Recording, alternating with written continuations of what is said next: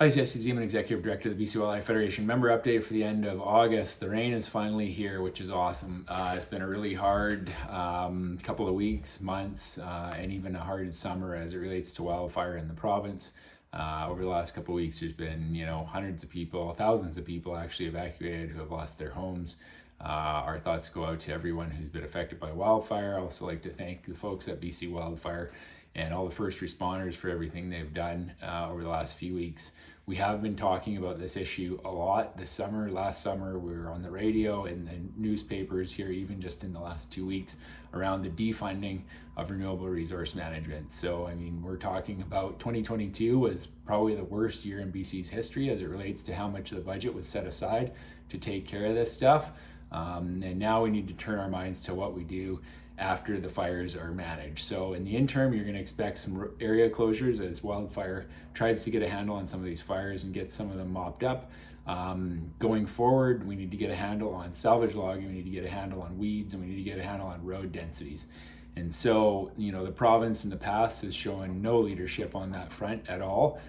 So again, we will be very vocal in challenging the province to actually invest in these landscapes. There's huge potential post-fire to restore wildlife populations. Typically elk, moose, deer respond really well post-fire. So there's potentially some good news. That is only if the province doesn't go out and nuke these areas with salvage logging. So you will hear about us or from us about this issue going forward. In the world of grizzly bears, we've been in the media a ton as well. Grizzly bear stewardship framework and the viewing framework public feedback is due September 8th. There's an online survey. Please make sure you get that done, filled in, have your say. We did send a letter into the province already to the minister probably over a month ago about the BCWF's perspective. You can find it on our website. Please make sure your voice is heard. On a similar thread, there was a grizzly bear that was shot this summer near Squamish. That population is pretty small, probably not really viable. So there is a reward. We've been working with the Conservation Officer Service. There's a reward for up to $2,000 for information leading to a conviction around the grizzly bear that was shot and left this summer. Salmon, it seems like a pretty good news story, which is unusual. Lots of awesome reports coming through. Sounds like we're going to have a ton. There's 8 to 9 million is the latest as it relates to pinks for Fraser River. It is not open right now. We're pressing DFO. We need to get a handle on how and when and why we have openings. But overall, a good news story. In the less than good news, Skeena steelhead is looking pretty abysmal again. We're in the news about that. This is probably going to be another kind of, top 5 or maybe top 2 record low returns in history. The challenge with that, of course, is DFO just let her rip as it related to non-selective fisheries at the mouth of the Skeena and all the way up the Skeena, which we know non-selective fisheries and gill nets. If you're a steelhead and you get caught, your chances of survival are extremely low. We were pressing the province in the media about that too, the fact that they've essentially defunded steelhead management and science. There really isn't much funding available to understand why and where steelhead are disappearing. As it relates to Skeena, there's a lot of discussion and there's some pretty good evidence that suggests that a lot of them are disappearing in commercial fisheries in Alaska and certainly commercial fisheries at the mouth of the Skeena and in the Skeena. But when the province shows no leadership and defunds these things, it's really hard to do a good job of pointing the fingers at anything or any one issue when we don't have the adequate funding to go out and do the science and have really good data. Becoming an Outdoors Woman is almost full. It's in near Squamish. So if you know anybody or you're interested in signing up, I would get in right away. I think a lot of our courses are already full within the bow course. So now's the time. Don't wait. It will fill up here rapidly. The new Hunter Boot Camp, thanks to Ridgedale, we're partnering on that. That thing is completely full, which is awesome. In the world of Kootenay Lake, West Arm, Kootenay Lake, kokanee crashed over the last couple of decades. The really interesting thing about this is there's quite a few dams on the Kootenay Lake system, and what we discovered is a number of them actually don't have permits, or appear to not have permits from the Department of Fisheries and Oceans, permits which they require to damage fish or fish habitat. So you would have seen us in the news on that one as well. I mean, long story short, Hydro and Fortis, looks like they don't have those permits. DFO never issued them, and everybody's just been kind of sitting around twiddling their thumbs.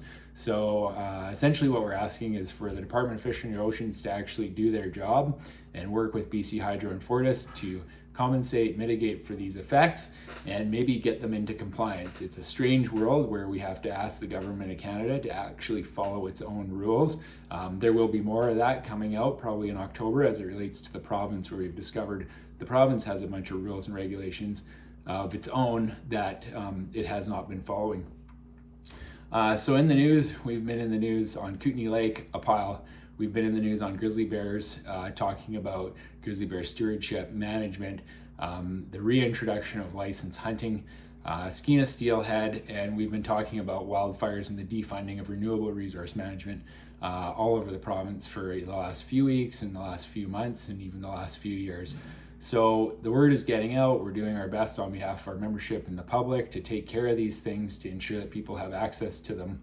The last piece, I guess, is it's going to be September 1st here momentarily. There's probably people that are already in the mountains who are excited.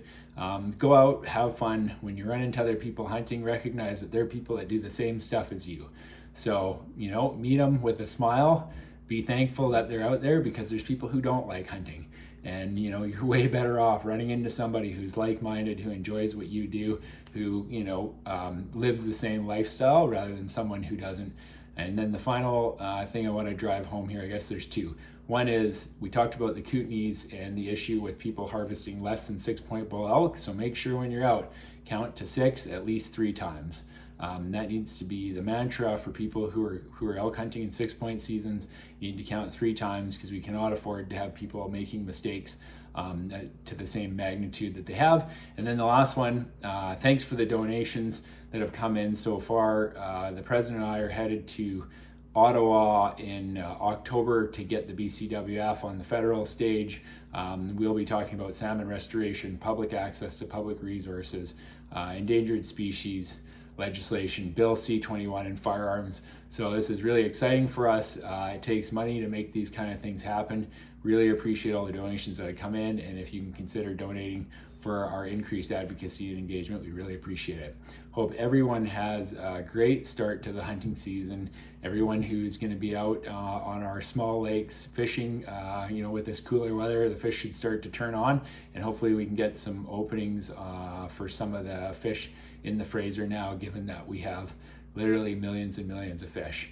Hope everyone enjoys September and that things go smoothly and we get a handle on these wildfires. Thanks. Bye.